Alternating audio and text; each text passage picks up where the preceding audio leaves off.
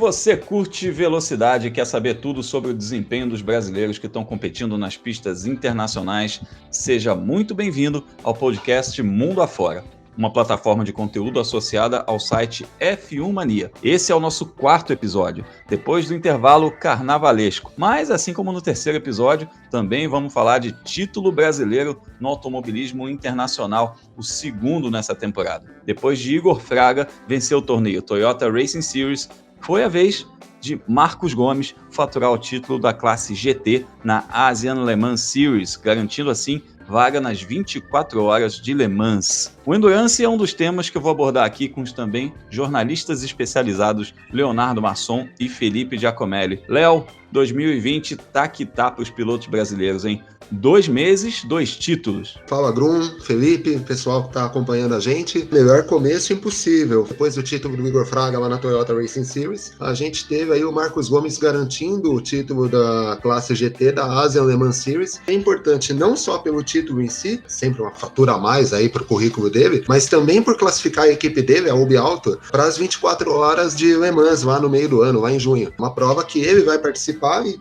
se torna o 6º brasileiro a garantir vaga para essa corrida aí, a mais importante do Endurance Mundial. A mais importante do Endurance Mundial é a corrida que todo piloto de turismo deseja vencer. E nesse tema dos brasileiros rumo a Le Mans, a gente vai falar também sobre a vitória do Bruno Senna na etapa de Austin, do WEC, o Mundial de Endurance, que é um feito considerando aí que ele corre contra os carros, os protótipos híbridos da equipe Toyota. Mas é bom lembrar que tivemos também Fórmula E no Marrocos, corrida e teste, né? E novamente os brasileiros se destacaram tanto na corrida quanto no teste. Felipe Giacomelli, foi um bom fim de semana para os brasileiros. Oi, Grum. Oi, Léo.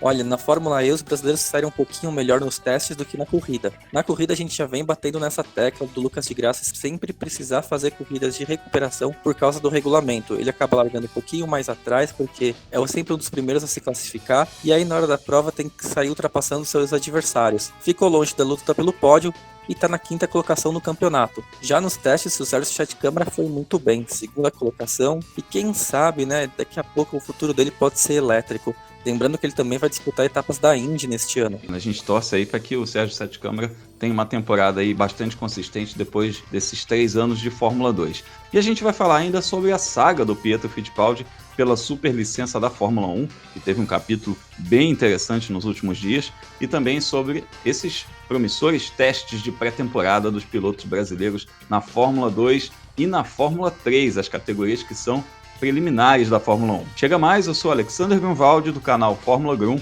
e a partir de agora vamos acelerar mundo afora.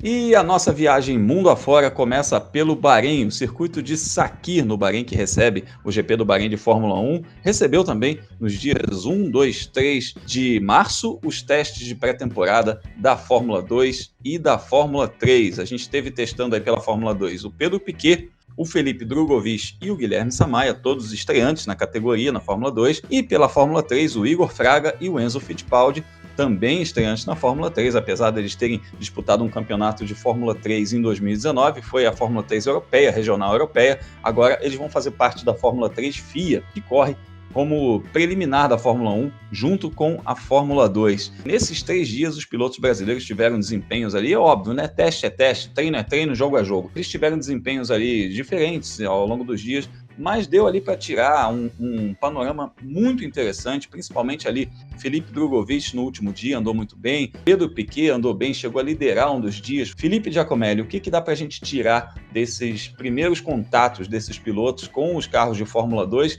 Lembrando que nesse ano a Fórmula 2 estreia também uma configuração nova nos pneus. Os pneus vão ter um perfil um pouco diferente, uma pequena mudança de regulamento, já que o carro segue o mesmo, mas esse primeiro contato dos pilotos brasileiros, como é que você avalia, tanto na Fórmula 2 quanto na Fórmula 3? O mesmo que a gente sempre fala para a Fórmula 1, que não dá para a gente levar os tempos da pré-temporada assim, literais para determinar quem é o favorito do campeonato, vale para a Fórmula 2 e vale para a Fórmula 3. A Prema, a equipe que fez vice-campeão e o terceiro colocado na Fórmula 3 do ano passado, conhecidíssima por, na pré-temporada, tirar o pé, esconder o jogo, chegar ao campeonato e dominar. Dito isso, os pilotos brasileiros, se não é um sinal garantido de que eles vão lutar pelo título, pelo menos mostraram que se adaptaram ao equipamento muito bem, em especial os dois que você falava, o Felipe Drogovic e o Pedro Piquet. O Felipe Drogovic foi o terceiro mais rápido na soma dos tempos e o Pedro Piquet liderou uma sessão. O que a gente tira dessa avaliação é que os dois se adaptaram ao equipamento. Se eles tivessem andado lá atrás, a gente podia falar, é normal para um novato realmente precisa de um pouquinho mais de tempo para se adaptar ao carro. No caso dos dois, eles já andaram rápidos, então acho que durante a temporada eles têm boas condições de brigar por bons resultados. Se vai ser pódio e vitória é um pouco mais difícil, mas ali na zona de pontos, tentar beliscar alguma coisa na corrida com grid invertido, acho que é uma realidade um pouco mais favorável para eles. Nessa configuração de equipamento, de experiência, realmente, pensar na segunda corrida como sendo um objetivo, digamos assim, alguns pilotos, inclusive, conseguiram fazer grandes campeonatos jogando com esse regulamento de que inverte as posições entre os 8 primeiros na corrida 1, então o cara que chega em 8º lugar na corrida 1, ele larga na pole na corrida 2, que não precisa fazer um pit stop. Muitos pilotos já meio que focam a sua primeira temporada nesse aspecto, mas o que eu queria saber também de vocês é a respeito da expectativa de carreira. O que vocês acham? Principalmente, eu vou perguntar agora, botar o Léo no papo, o que vocês acham da escolha das equipes, tanto dos pilotos da Fórmula 2 quanto dos pilotos da Fórmula 3? São caminhos que podem levar a boas temporadas também, além do próprio desempenho do piloto, Léo? Começando pela Fórmula 2, eu creio que o melhor dos três, a melhor equipe dos três, aparentemente, é a do Pedro Piquet, né? A Charuza é uma equipe que anda mais ali no meio do pelotão, né? Como o Felipe disse, nenhum dos brasileiros está em equipe capaz de brigar pelo título. Mas o Pedro, além de ser um piloto aparentemente um pouco mais experimentado que os outros dois, tem uma equipe está numa equipe um pouco melhor, né? A Charuza tem conseguido resultados um pouco melhores em relação às equipes dos outros brasileiros. Agora, o Piquet me parece mais pronto. O Drogovic, mesmo com esse bom resultado que ele teve na terça-feira de testes, né, é um piloto que eu creio que deva passar um pouquinho mais de tempo na Fórmula 2, talvez, mas essa temporada para pegar a mão do carro mesmo e ganhar experiência para no ano que vem, sim, poder pensar em coisas maiores, né, lá com a MP Motorsport. A gente já disse em outros podcasts, né, uma equipe pequena, mas uma equipe que possibilita ao piloto ganhar experiência, já vista. O Sérgio Sete Câmara, a primeira vitória dele na Fórmula 2 foi por essa equipe. E a gente tem o Guilherme Samaia, né, correndo pela Campos, é uma equipe tradicional na Fórmula 2, apesar de não conseguir tantos resultados bons assim. O Samaia realmente vai pegar experiência, é um piloto que vem numa formação um pouquinho diferente em relação ao Drogovic e ao Piquet, né, ele não esteve na Fórmula 3 Internacional no ano passado, chega agora direto na Fórmula 2, mas ainda assim ele conseguiu demonstrar uma adaptação aparentemente boa com o carro. Das 6 sessões de treinos que a gente teve, ele conseguiu ficar em 2 delas entre os 10 primeiros. Aparentemente é um bom começo aí. Claro, cravar se ele se adaptou bem ou não, só com a temporada em andamento, mas começou bem. Pensando na temporada dos brasileiros da Fórmula 2, eu queria até chamar atenção para uma coisa. O Pedro Piquet, ele estava precisando mudar de áreas, ele já vinha de muitas temporadas de Fórmula 3, né? Ele andou de Fórmula 3 no Brasil, ele andou de Fórmula 3 europeia, aí foi para GP3, que era uma espécie de Fórmula 3, depois virou Fórmula 3 FIA. Ele precisava um pouco dessa mudança de áreas. E o Felipe Drogovic é um piloto que teve um currículo muito vitorioso na base, ele ganhou muita coisa, ganhou a Eurofórmula, ganhou o MRF Challenge, disputou o título da Fórmula 4 alemã, que é competitiva ao extremo e quase venceu, e teve um ano muito ruim na Fórmula 3 pela Carlin. Então, a expectativa dele está lá embaixo em relação, digamos assim, à imprensa, né? Então, fãs...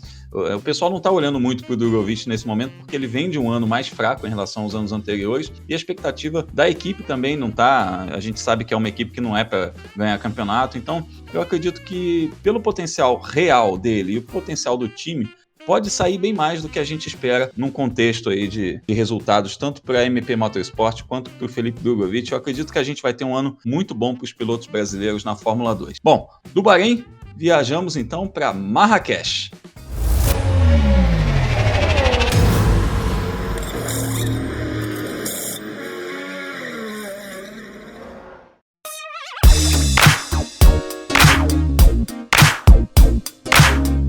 E em Marrakech rolou o 5º E-Prix da temporada da Fórmula E. E o quinto vencedor diferente, Antônio Félix da Costa, venceu lá nas ruas de Marrakech, no Marrocos. Rolou mais uma recuperação do Lucas de Grassi. O Lucas que em todas as 5 corridas dessa temporada, ele chegou com posições à frente em relação ao que ele largou. Tá? Na Arábia Saudita, ele conquistou 6 posições na corrida 1, uma posição na corrida 2, então a corrida 2 ele terminou em segundo lugar, mas mesmo terminando em segundo lugar foi um avanço em relação ao grid. Em Santiago ele ganhou 15 posições, no México ele ganhou 11 posições, em Marrakech agora ele ganhou 6 posições para terminar no 7º lugar. O Felipe Massa abandonou. Léo Masson, a avaliação que você faz aí desse EPRI não foi tão agitado quanto o do México, que o do México realmente teve muita coisa, teve muita ultrapassagem. Esse daí foi a pista um pouco mais complicada de ultrapassar, mas o Lucas, com o carro da Audi, que claramente está devendo em relação a muitos rivais, está tirando leite de pedra. De graça, mais uma corrida, mais uma recuperação que ele consegue aí, né, com a Audi, mais uma classificação ruim dele. Verdade seja dita, né, o argumento de classificação ruim acaba indo um pouco por terra quando a gente pega que o pole position foi o Antônio Félix da Costa, que é um piloto que também está no grupo 1. Então, por isso, acredito que o carro da Audi, em situação de classificação, anda devendo um pouco. Mais uma corrida muito forte do de graça, 6 posições. Vale lembrar que na Fórmula E você não tem muita estratégia de corrida, você não para no box para troca de pneu, você não reabastece, né? São 45 minutos que o piloto precisa escalar o pelotão na pista mesmo. Nesse sentido, de graça, tem se mostrado talvez o piloto mais forte da temporada. Ele conseguiu se manter na 5ª colocação do campeonato, é algo positivo, mas ele começa a ver o líder do campeonato, que agora é o Português da Costa, abrir vantagem, né? Agora já são mais de 30 pontos aí de diferença entre o líder do campeonato para o de graça. É necessário, mesmo com todos os problemas que a gente sabe, não é difícil você partir no primeiro grupo da classificação. O carro da Audi não parece ser o melhor nesse sentido, para uma volta rápida, mas ele precisa se classificar mais à frente para poder conseguir bons resultados e se manter na briga do título. Quanto ao Massa, seguinte, né? Não tem como a gente defender muito, mas é uma temporada ruim dele por enquanto, né? Apenas 2 pontos conquistados, os 2 pontos lá no EPRIX de Santiago, né? Ainda assim por conta de punição contra outros pilotos. Complica um pouco a coisa quando a gente vê que o Eduardo Mortara tem conseguido bons resultados dentro da realidade da Venturi, né? Mas enfim, ainda tem mais de meio campeonato para tentar se recuperar. Ninguém duvida da capacidade do Felipe. O piloto foi vice-campeão mundial de Fórmula 1, é um piloto muito capaz. Tantos anos de Ferrari, tantos anos na principal categoria do automobilismo mundial, é um piloto bastante capaz. Mas nessa temporada da Fórmula E não vem vindo bem, não. O Massa realmente está devendo, principalmente se a gente pensar que o Eduardo Mortara andou ali no top 5 dessa corrida há muito tempo. E sobre o carro da Audi que você mencionou que não está no melhor momento para a classificação, eu diria que o ritmo de corrida também está devendo muito. A gente percebe, inclusive, pelo Daniel Abd, que fez uma boa temporada na temporada 2018-2019, ele andou bem, é um dos destaques, digamos assim, e nessa temporada 2019-2020 ele desapareceu. A gente não ouve falar do Daniel Abd. O Lucas de Grassi está aí tirando leite de pedra, fazendo alguma coisa ainda, mesmo terminando em posições ali muito abaixo do que ele está acostumado, 7º, 6º, mas está chegando. O Abd a gente simplesmente nem ouve falar. A Audi realmente está devendo, não acertou muito no projeto desse trem de força. Eu espero, sinceramente, que a Audi melhore, como rolou em outros anos já, da Audi começar a temporada mal. Lembra de um ano que a Audi quebrava muito e, de repente, na segunda metade, eles conseguiram reagir e o Lucas foi vice-campeão mundial. Nessa mesma pista de Marrakech, no dia seguinte do EPRI, rolou o teste de novatos. Então, cada equipe pôde levar 2 pilotos para participar desse teste de novatos. A gente teve 2 brasileiros escalados. O Sérgio Sete Câmara andou pela Dragon e o Pipo Derani andou na Mahindra. Não são equipes assim, né, top de linha, digamos assim. A Mahindra já viveu um momento melhor na categoria, apesar de ser uma equipe ainda que está andando ali na zona de pontuação, já não é aquela equipe que briga por vitórias. E a Dragon é ali uma das últimas, né? É um dos piores carros do grid. Mas mesmo assim, os pilotos brasileiros fizeram um bom serviço, digamos assim. Felipe, você acompanhou mais de perto esses resultados? O que você traz para a gente a respeito desse teste do Sete Câmara, desse primeiro contato do Sete Câmara com a Fórmula E e também do Pipo Derani? Antes de te responder, vamos voltar um pouquinho no tempo. Em 2018, quando teve o primeiro treino dos novatos da Fórmula E, o mais rápido tinha sido o Nico Miller, alemão que pilota para a Audi no DTM. Hoje ele é piloto da Dragon, ele é piloto titular. O terceiro colocado daquele treino tinha sido o Maximilian Gunther, depois passou pela Dragon e hoje é piloto da BMW, inclusive ganhou corrida, tá lutando pelo título. E quem é que testou pela Dragon nesse fim de semana? Sérgio Sete Câmara, foi o segundo mais rápido, mal pra carreira dele esse resultado não foi. É claro que como os testes são restritos durante uma temporada da Fórmula E, cada equipe foca em uma coisa. Às vezes a equipe quer desenvolver o equipamento, como a gente vem falando que a Audi precisa desenvolver e a Mahindra também precisa desenvolver, ou a equipe também não tem grandes compromissos, coloca o piloto com pneus novos e vai para fazer volta rápida.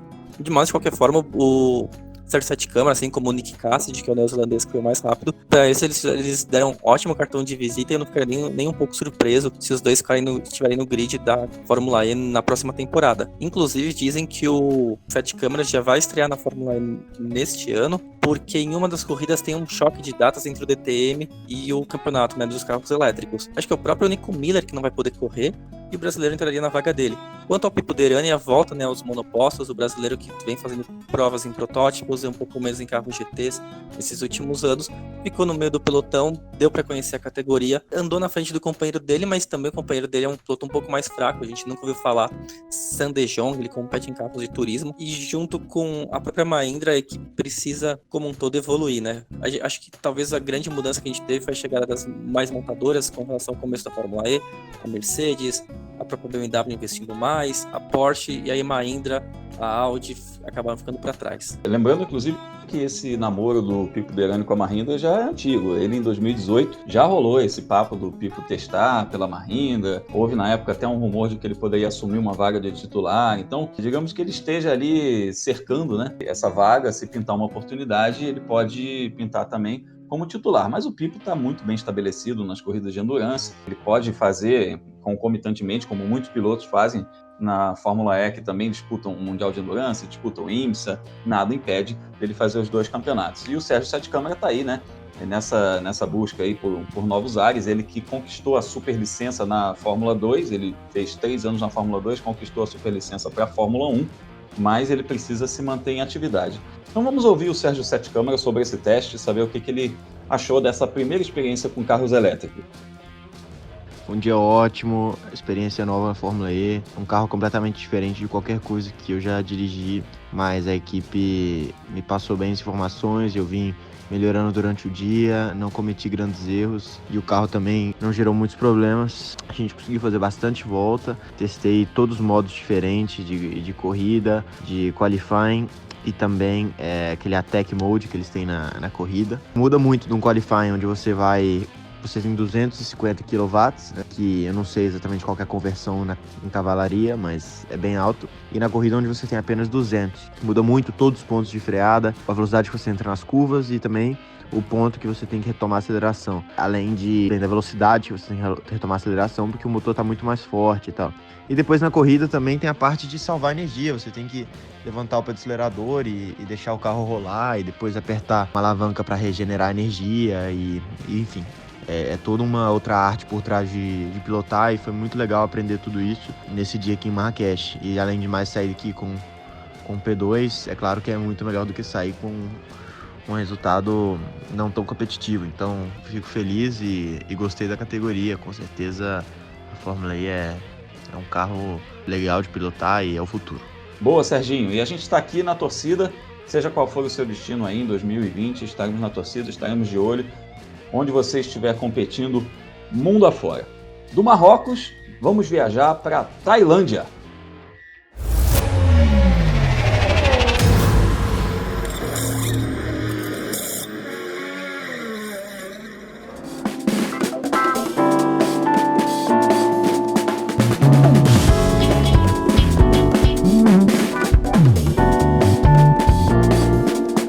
Viemos de Marrakech, no Marrocos, onde falamos sobre Sérgio Sete Câmara, que tem a superlicença para competir na Fórmula 1, caso seja escalado para alguma equipe, e chegamos à Tailândia, onde vamos falar de Pietro Fittipaldi. O brasileiro segue aí na sua saga pelo passaporte para a Fórmula 1, pela superlicença, e ele teve um fim de semana muito positivo competindo na Fórmula 3 asiática e, enfim, postou nas suas redes sociais lá, missão cumprida. Enfim, conquistou o que ele almejava. Felipe Giacomelli, você acompanha muito de perto essas contas da superlicença do Pietro Fittipaldi. Dá pra gente cravar que ele já tem a superlicença para a Fórmula 1? A questão da superlicença é que a FIA é muito pouco transparente com o quanto cada piloto já acumulou. Como sempre acontece no automobilismo, vale muito a interpretação do regulamento e não o regulamento em si. O que tem um pouco de dúvida sobre se o Pietro conquistou ou não a superlicença é porque o título dele da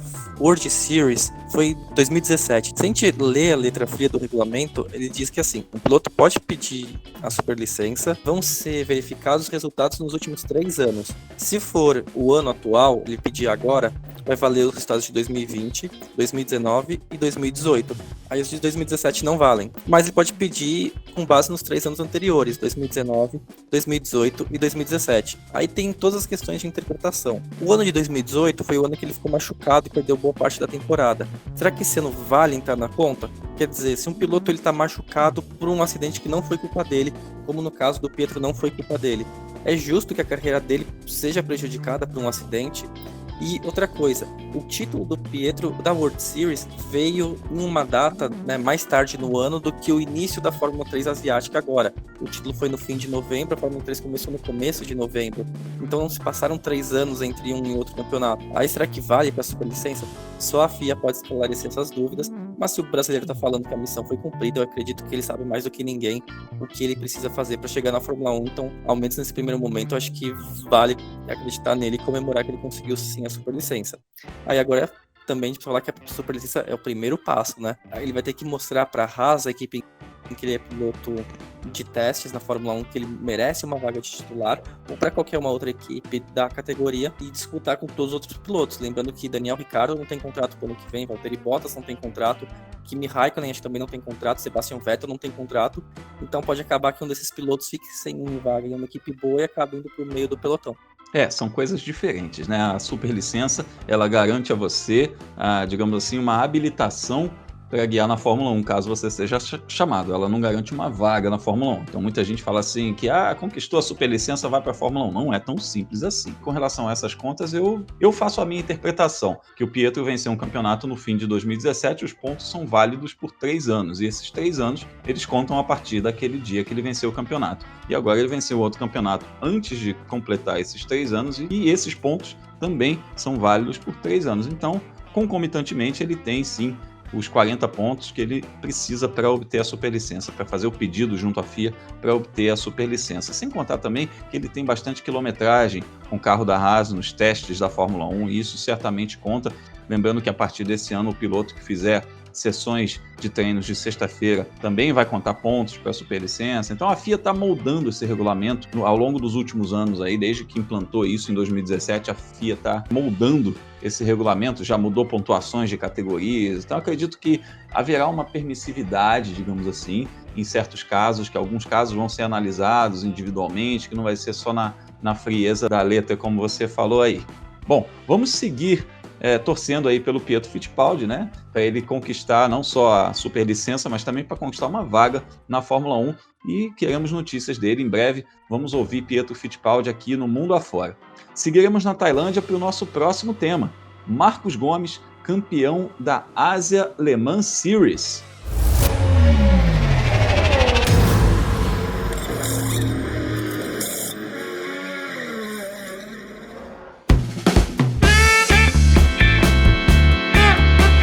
Sim, segundo brasileiro campeão em 2020. Em fevereiro tivemos aí o Igor Fraga vencendo a Toyota Racing Series. Tivemos também o Marcos Gomes vencendo a classe GT da Asian Le Mans Series. O piloto brasileiro, que foi campeão da Stock Car, venceu as 4 horas de Buriram, que é a etapa de encerramento da temporada 2019-2020, e ele precisava dessa vitória para ser campeão, para segurar esse título na classe GT, e foi isso que aconteceu. Esse resultado foi importante também para a equipe Rubialto Corsa, que é a equipe oficial que corre de Ferrari oficialmente. Com essa vitória, garantiu um convite para disputar as 24 horas de Le Mans, a prova de endurance mais importante do planeta. Então, para explicar tudo isso, eu vou chamar ninguém menos que o próprio Marcos Gomes. Explica pra gente, conta pra gente tudo, detalha como funciona esse campeonato, como você foi parar na Ásia e como você vai parar também em Le Mans, o que já deixou a gente muito feliz. Fala, Marquinhos. Salve, Grum, tudo jóia? Em primeiro lugar, queria te parabenizar pelo podcast Mundo Afora, super importante pra gente que tá correndo esse ano e nos próximos também, se tudo der certo. Fora do país, tem bastante gente aí. Então acho legal dar essa atenção pro pessoal que quer conhecer um pouco mais, saber a história. Já engatando nesse assunto, primeiro vou explicar como surgiu essa história, esse convite de correr na Ásia, né? Eu acho que bastante gente deve se perguntar como chegaram num piloto brasileiro. Tudo começou no ano passado nas 24 horas de Daytona. Eu fui com a equipe Via Itália Race e acabamos conquistando a pole position lá. Então tinha bastante os engenheiros do Michelotto, o próprio Cristiano Michelotto no nosso box, que a gente era ali o carro que estava brigando pela vitória na categoria GTD. Acabaram que acompanharam praticamente a corrida inteira lá com a gente e além da pole a gente conseguiu fazer a melhor volta também. Então, e eu como piloto Silver, a equipe Rubialto que compete nos campeonatos da Ásia, tanto no Blancpain no ano passado e agora no Ásia Le Mans. Um dos pilotos dele que fazia o Blancpain no ano passado acabou saindo da equipe, não sei se por excesso de batidas, enfim. E eles precisavam de um piloto bom Silver, na categoria prata. Perguntaram pro pessoal do Michelotto, que é quem faz todos os carros da categoria, e ele acabou me indicando. Eu fiz as 2 etapas do Blancpain Ásia com eles, fizemos 2 pódios e eles me convidaram para fazer o Ásia Le Mans inteiro. A primeira etapa coincidia com a corrida de Goiânia da Stock Car, mas acabei conseguindo a liberação da KTF, que é a equipe que eu corri no ano passado, e consegui ser o único da equipe que correu todas as etapas. Acabou dando super certo aí. A equipe investe pesado nas categorias de GT, no Intercontinental, que viaja aí 5 países do mundo, formando esse time aí que a gente conseguiu vencer a última etapa do campeonato na Tailândia. Se alternaram um pouco os pilotos, começou com o Maurice Chen, que era o dono da equipe, guiando como bronze, depois eu como silver e o David Rigon, que é piloto de fábrica também da Ferrari, como gold. E a gente fez a primeira etapa na China assim, depois o Morris, que é o Team Honor, Team Principal da equipe, né, o dono, acabou contratando um piloto bronze também para correr no lugar dele, que é o Liam Talbu, um australiano, que é piloto da Porsche Cup da Austrália.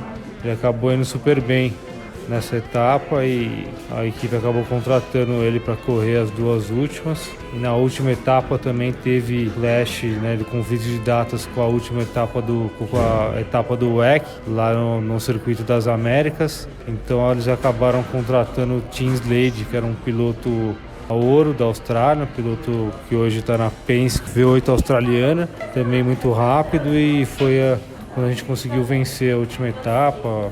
A equipe já com 3 experiências de corridas no Ásia Le Mans. As regras são um pouco diferentes dos campeonatos da SRO, que no caso o Intercontinental e o Blancpain. Então demorou um pouco até todo mundo se acostumar às novas regras, mas na 4ª etapa já funcionou tudo muito bem, a gente conseguiu vencer e quase com 2 voltas na frente do segundo. O meu acordo com a equipe já previa, né? Se a gente ganhasse o campeonato, eu iria como silver para Le Mans, então super feliz aí de ser mais um dos brasileiros a representar o Brasil nas 24 horas esse ano e torcer para que ou mantenham esses 2 pilotos de bronze e ouro, ou que sejam também pilotos que façam a diferença e a gente consiga brigar por mais um título aí das 24 horas de Le Mans para o Brasil. Espero que tenha conseguido explicar aí, Grum.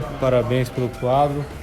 Qualquer coisa, tamo aí. Um abração, galera. Obrigado pela torcida aí. Deu para entender tudo, hein? Marquinhos, excelente. Muitíssimo obrigado pelo áudio. A mensagem super esclarecedora para a gente conseguiu entender aí praticamente toda essa jornada, porque muita gente se perguntou no final do ano passado, na penúltima etapa da Stock, cadê Marcos Gomes? Por que ele não vai disputar essa etapa da Stock Car no momento que a equipe vinha crescendo, tanto que ele fez pole position na etapa final, e tá aí a explicação. Por isso que o Marcos Gomes fez essa opção, ele vai disputar as 24 horas de Le Mans, e assim nós teremos mais um brasileiro, Léo. É muito bacana a gente ver o crescimento dos pilotos brasileiros no turismo internacional. A gente sempre foi muito forte em monoposto, o automobilismo brasileiro sempre foi muito espelhado em Fórmula 1, Fórmula Indy, corridas de monopostos, e é muito bacana ver esse crescimento dos brasileiros no turismo, né? Super bacana realmente ver isso, e não só com o Marquinhos, né?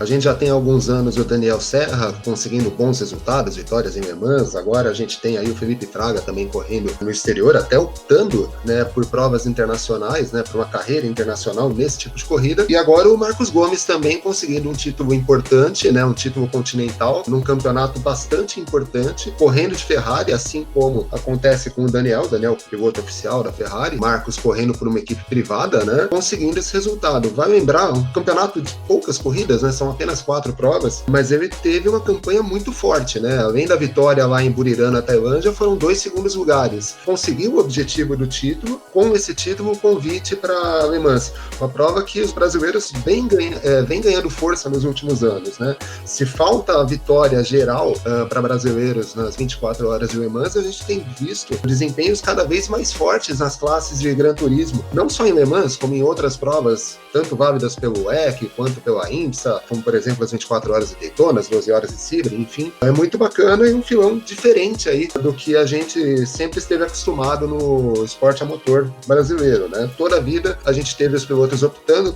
pelos fórmulas, e hoje a gente vê muita gente, inclusive pilotos deixando tentar a carreira nos fórmulas para migrar para o turismo. O Felipe Fraga, por exemplo, é um piloto que começou a carreira dele mirando os fórmulas e aí migrou para o turismo, se mostrou bastante acertado. Vamos ver, são 6 pilotos hoje garantidos no WEC, vocês vão falar disso daqui a pouquinho, mas vamos ver, quem sabe surjam mais pilotos aí no decorrer do ano. A gente ainda tem algum tempo para as 24 horas de Le Mans, pode ser que a gente tenha mais algum representante aí. E eu aproveito mais uma vez para agradecer o Marcos Gomes, inclusive pelas lindas palavras que falou aí sobre o nosso podcast, sobre o nosso trabalho. Sim, seguiremos mapeando os brasileiros que competem mundo afora. É um prazer quando vocês, pilotos, mandam mensagens pra gente, então fiquem à vontade sempre para mandar mensagens como essa que o Marquinhos mandou.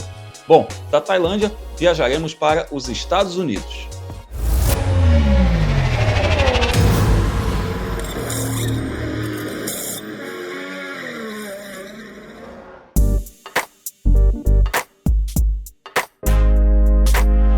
Sim, Estados Unidos, Austin, ali perto do Texas. A corrida que seria em Interlagos foi em Austin, no Texas, e teve vitória brasileira, tá vendo? Não foi numa pista brasileira, mas foi uma vitória brasileira. Aliás, pole e vitória brasileira. O trio ali do Bruno Senna, que ele corre na classe LMP1, que é a classe principal, ao lado do Norman Nato e do Gustavo Menezes, fez a pole e ganhou essa corrida numa pista que não favorecia tanto os carros híbridos da Toyota. Agora o trio do Bruno Senna está com 93 pontos, ainda está atrás das duas Toyotas, se encontra ali em terceiro no campeonato, mas está um pouco mais perto. Se é um time que concorre ao título ou não, muita água vai ter que passar embaixo dessa ponte. Eu acho então que é melhor a gente colocar o Bruno Senna na conversa aí. Vamos ouvir o Bruno sobre essa vitória e a gente continua esse papo a respeito do Endurance.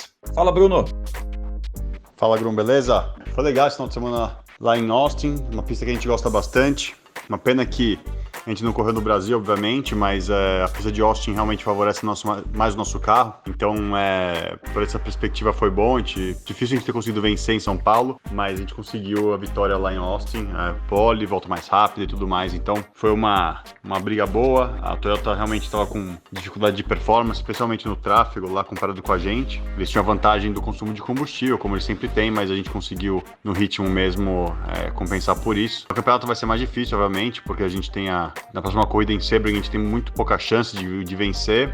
Talvez a gente consiga vencer de novo, mas em Le Mans não tem esse nivelamento da performance. Em Le Mans, a Toyota com performance máxima, acho que vai ser muito, muito forte. Mas Le Mans escolhe o vencedor, então a gente vai fazer o nosso melhor. Nosso carro está mais confiável do que antes, a gente está aprendendo um pouquinho mais e quem sabe a gente chega em Le Mans com uma chance ali, pelo menos de chegar no pódio ali e apertar um pouquinho as Toyotas e dar tudo certo. Valeu! torcida não vai faltar. A gente sabe que tudo pode acontecer em corrida de endurance, né? Corrida longa, que a Toyota é super favorita, mas como a gente bem sabe, como o Bruno mencionou aí também, Le Mans escolhe seu vencedor. Então, é a última temporada da equipe Rebellion, tem todas essas histórias por aí, né? Então, se o destino conspirar, é capaz que a gente tenha essa vitória brasileira, enfim, uma vitória brasileira na classe principal de Le Mans, que a gente nunca teve. A gente já venceu em algumas oportunidades nas classes inferiores, mas na principal a gente nunca teve. Ô, Felipe, você acha que é possível esse título do Bruno Senna, ou é sonhar demais? É sonhar demais. Brincadeira. Esse ano, o Mundial de Endurance tem uma polêmica muito grande no regulamento, que a equalização dos carros a partir do desempenho. O que isso quer dizer? Se a Toyota está em primeiro lugar do campeonato, ela vai ter um lastro e uma diminuição de potência muito maior do que os outros carros. E aí, conforme a distância para essas equipes aumenta, mais ela é punida. Por isso que a Rebellion, que gasta uma fração do que a Toyota gasta, pode ser competitiva em algumas corridas e em outras corridas fica longe da briga pela vitória. Le Mans não vai ter esse troféu bigorna, digamos assim. Justamente, não vai ter. Então a Toyota é favorita, disparado. Mas pode acontecer sim. A Toyota tem um orçamento menor esse ano com relação a anos anteriores. O foco também já mudou um pouco para desenvolver o hipercarro. Então, de repente, problemas mecânicos, acidentes, a gente sabe que isso acontece. E aí vale o que o Bruno falou pra gente. Le Mans escolhe o vencedor e a Rebellion, sendo a terceira força, porque literalmente não tem mais ninguém competindo, pode cair no colo dela essa vitória. Não tá sendo um campeonato tão fácil para os brasileiros no WEC, o World Endurance Championship, o Mundial de Endurance, nas outras classes. Apesar aí do Bruno Senna, do trio do Bruno Senna tá aí em terceiro no campeonato, com chances de título que a gente ainda sonha. O André Negrão, na classe LMP2, está na sexta posição no campeonato, com a equipe Signatec Alpine. E o Felipe Fraga, que não faz toda a temporada, é bom lembrar isso, já teve vários companheiros, faltou algumas etapas por conflito de datas, ele está só na 12ª posição. Os brasileiros confirmados em Le Mans até o momento a gente tem na classe P1 o Bruno Senna correndo na Rebellion, o André Negrão na Signatec Alpine, o Pipo Derani na Dragon Speed. Na classe GTE Pro a gente tem o Daniel Serra correndo na F-Corse, equipe oficial da Ferrari. Ele que já venceu 2 vezes essa corrida, a primeira de Aston Martin e a segunda de Ferrari. Na GTE AM, o Felipe Fraga, que está fazendo já algumas corridas esse ano, e o Marcos Gomes, como a gente mencionou anteriormente, correndo de Ferrari na equipe Ruby Alto. Leonardo Masson, o que esperar dos brasileiros Le Mans? Tá longe, como a gente falou, mas dá pra gente sonhar aí nas 4 categorias com alguma coisa? Eu acho que, como disse o Felipe, pro Bruno é mais difícil um pouco, né? Ele dependeria além de ter um bom desempenho com o carro dele, ele dependeria de problemas da Toyota. E a Toyota, vamos falar a real, correndo sozinha, né? Ela deve evitar correr riscos lá em Le Mans. É lógico, pode acontecer algum acidente, algum problema mecânico, uma prova de 24 horas, muita coisa pode acontecer mesmo tal, e pode cair no colo dele. Mas em condições normais, a Toyota é muito favorita. Agora, nas outras classes, dá para pensar assim. O André Negrão tem vitória, campeão mundial, né, no MP2. O Pipo Derani, né, apesar do foco dele ser na IMSA, mas é um piloto super experimentado. Que já ganhou corridas muito importantes também, né, Sebring, Daytona. É um piloto que está fazendo uma carreira muito, muito promissora, apesar de muito jovem, muito promissora no Endurance. Exatamente, uma carreira bem estabelecida nos Estados Unidos, né, correndo na IMSA. Então é um piloto com capacidade sim de ganhar. A Dragon Speed também é uma equipe que pode, né, que possibilita ele aí uma chance de vitória em Le Mans. O Daniel não dispensa comentários, tem 2 títulos já em Le Mans, né, 2 vitórias em Le Mans, por equipes diferentes, é bom que se diga, né, uma pela Aston Martin e outra pela Ferrari. Agora, como piloto oficial da Ferrari, deve, né, aí entrar como um dos favoritos à disputa na GTE Pro. E aí na GTE a gente tem o Fraga, né, que na pista ele ganhou no ano passado, acabou tendo uma penalização que tirou dele a vitória. Muito discutível, diga-se de passagem, sem querer entrar no mérito lá dos comissários desportivos, mas soube detalhes ali que eles ficaram, inclusive, tirando combustível com seringa para fazer uma medição lá do tanque, então foi coisa assim de mililitros, mas, enfim, a regra e a gente, infelizmente, perdeu essa vitória. O Fraga deve estar muito engasgado para essa corrida de 2020 de Le Mans, eu imagino. Tá com sangue nos olhos, né, para essa corrida. E o Marcos Gomes, que, né, teve que conquistar essa vaga, né, uma situação um pouquinho diferente dos outros 5 pilotos brasileiros, porque ele precisou conquistar essa vaga, ele precisou ser campeão na Ásia para estar aí. Não sei, de verdade, a gente não tem como prever como que a Ruby Auto vai para essa 24 horas de Le Mans. É o tipo de equipe que, né, por conquistar a vaga, já é um troféu estar em Le Mans. Vamos aguardar para ver qual vai ser o desempenho deles lá. Bacana, Léo. O importante aí é a gente realmente estar representado nas 4 classes, isso é muito legal. A gente tem para quem torcer em todas as classes nas 24 horas de Le Mans, que nos últimos anos, por conta desse regulamento no balanço de performance e outras coisas, virou o que a gente costuma brincar, uma corrida de sprint de 24 horas. Isso é muito bacana, muita disputa, o pessoal indo para o pau, não importa se é a segunda hora, se é 10ª hora, 15ª hora, 20ª hora, a gente fez disputa porta com porta, não tem muito aquela coisa de economizar. Bacana a gente ver brasileiro nas 4 classes e a gente com certeza vai estar torcendo por todos eles.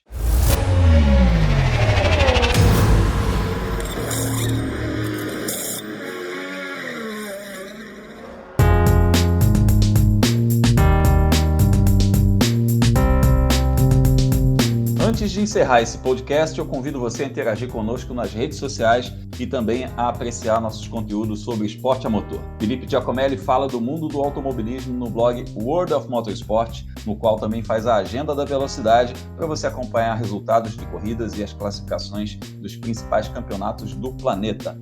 Leonardo Marçom escreve no site F1 Mania e também nas plataformas digitais da revista Racing. Eu, Alexander Grunwald, estou no ar pelo YouTube com o canal Fórmula Grum, trazendo bastidores do esporte a motor e também o quadro Mundo Afora. Aliás, você encontra por lá uma entrevista com Felipe Drugovich, um dos brasileiros que estão na Fórmula 2. Corre lá, também tem entrevista com Enzo Fittipaldi e com o Igor Fraga, que vão competir na Fórmula 3. Falando em YouTube, eu lembro que além de estarmos em todos os agregadores de podcasts, esse conteúdo também é publicado no canal F1 Mania. Então, se você quiser deixar algum comentário também, passa lá no canal da F1 Mania e conta pra gente o que você quer ver a gente discutindo por aqui. Lembrando que tanto eu quanto o Felipe e o Léo acompanhamos diariamente as novidades do automobilismo nas nossas redes sociais. Chegando aí ao finalzinho da nossa 4ª edição, agradeço Léo Marçom e Felipe Giacomelli pelo papo. Agradeço, Bruno. Obrigado aí mais uma vez pelo espaço. Vamos lá, um final de semana um pouco mais quieto de automobilismo, né, nesse final de semana. Vamos seguir acompanhando. Já começa aí temporada Fórmula 1, teremos os campeonatos de base também seguindo, enfim, provas de endurance, não vai faltar assunto pra gente. Se quiser me acompanhar nas redes sociais, no Twitter, Leonardo Marçom, no Instagram, Leonardo_Marçom. Tchau, Grum, tchau, Léo. Acho que agora é um pouco a gente esperar as notícias nesse fim de semana, pelo coronavírus, né? A gente viu muitos campeonatos já adiando etapas, cancelando treinos de pré-temporada, e de repente isso pode esbarrar um pouco nesses brasileiros que a gente está seguindo nesse ano. Para quem quiser ficar de olho em todas essas notícias, minhas redes sociais, é só procurar por Felipe Giacomelli no Instagram e no Twitter, ou no meu site, World of Motorsport, que, como o Grum falou, tem a agenda da velocidade com os principais resultados, horários e onde assistir as maiores categorias do esporte a motor desde que tenha as corridas. E lembrando que quem quiser mandar mimos para a gente, a caixa postal já está aberta, ela está na descrição desse podcast. Mentira, não tá não. Mas estamos aguardando os mimos, essa parte é verdade. Beleza, agradeço a vocês, amigos. Se você curtiu o podcast F1 Mania Mundo Afora, compartilhe em suas redes sociais, recomende aos amigos. Obrigado a você que acompanhou a edição anterior, está aqui novamente. Se essa é a primeira vez que você nos ouve, seja bem-vindo e volte sempre. No próximo episódio estaremos novamente por aqui falando sobre os novos nomes brasileiros no automobilismo internacional. Valeu, até a próxima!